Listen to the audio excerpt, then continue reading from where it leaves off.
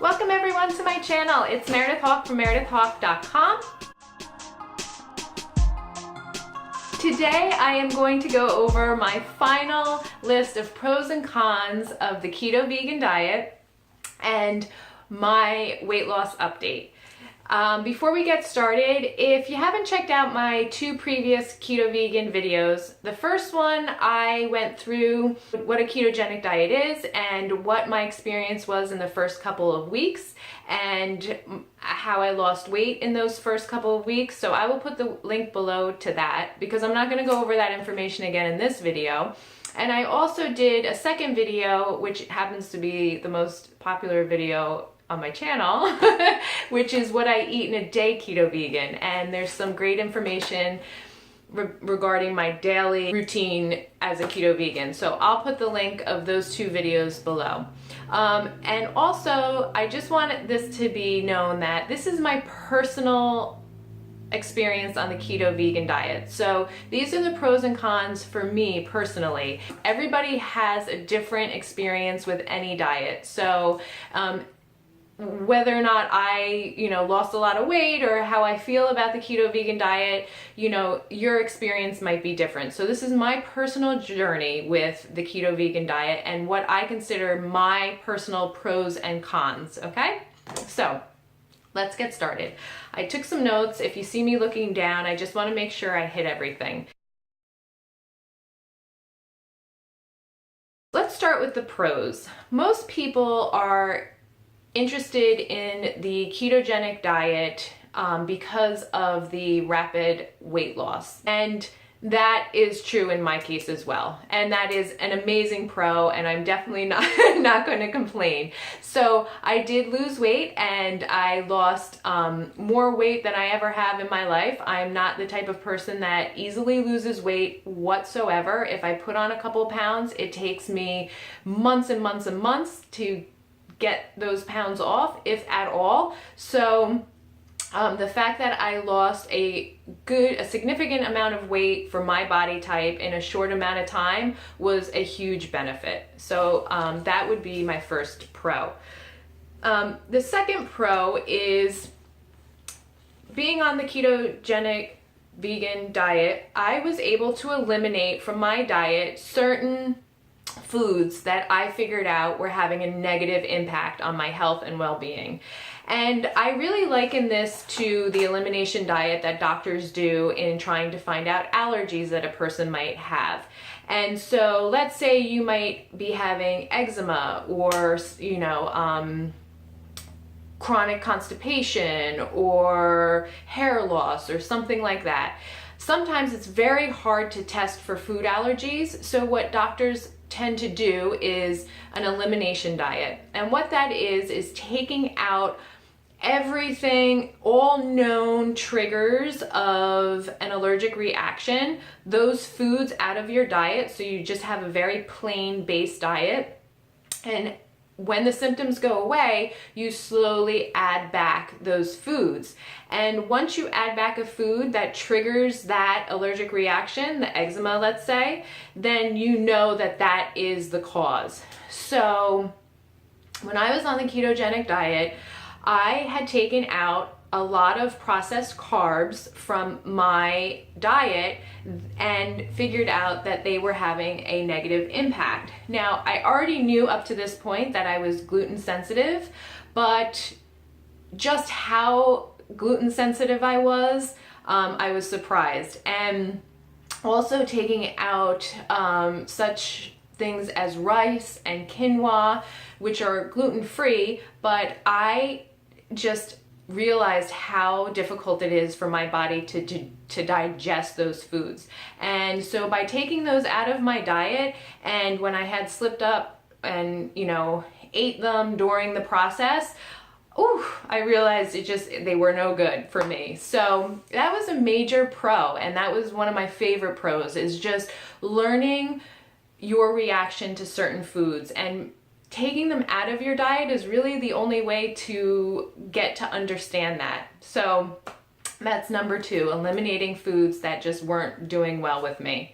Number three, I would say, is you increase your fiber intake. You have to have a lot of fiber on this diet to make sure you're going to the bathroom properly and you're also able to eat enough food. So ketogenic diet is 30 grams. You start at like 30 grams or less per day, and it's net carbs per day. So you're subtracting your grams of fiber from your carbs in order to get the net carb. So by eating a lot of fibrous foods, you're able to intake more food. Number two is learning moderation. So such things as having wine at night or desserts, you really have to moderate those things because you have to make sure that your carbs are low. And so having unlimited glasses of wine or a big glass of wine is going to be a detriment to how much food you could actually eat. And so that's a really great habit to get into, is moderating those things such as sweets, desserts, or wine or beer or anything. So I thought that was a great pro as well. So those are my top pros of the ketogenic diet in my experience. Number one, it is just not easy being vegan on a ketogenic diet. I'm just gonna say that it's just not easy. I think it would be easier for vegetarian and obviously omnivore. That's really what it was created with. I'm testing the vegan aspect of it. And it's difficult. So like I said in my other videos, I feel like you need to be a seasoned vegan for quite a while before you introduce a diet like this. You need to know what your macros are, and you need to know where you're getting your vitamins and your minerals from in order to stay healthy on a ketogenic vegan diet. And I found that I was eating things in order to hit my macros correctly that I really wouldn't prefer. And those things are like nuts and oils and salt. And so that I wasn't really a fan of that. So that's number one. Number two, it's not a go with the flow type of diet. You have to be very detail oriented. You need to track your macros, especially in the beginning, to make sure you're hitting everything correctly. You need to really be on track and scheduled and, like I said, detail oriented to make sure everything is working properly and you can get into ketosis. And that, if you're like a go with the flow and not like that, it could be a major deterrent for doing this diet. Number three, I would say, is dehydration. You're taking out carbohydrates. So the hydration part is really important to add back in. And you can get dehydrated very quickly on this diet. It can also be a pro because you're learning to drink more and more water, but you're also increasing your fiber foods. So you're taking out the hydrates, you're increasing fiber, so you really have to be on top of making sure that your body is hydrated. And that can be very difficult. And also having like a regular bowel movement can be very difficult if you're not careful making sure that your body is hydrated. So that would be my third con.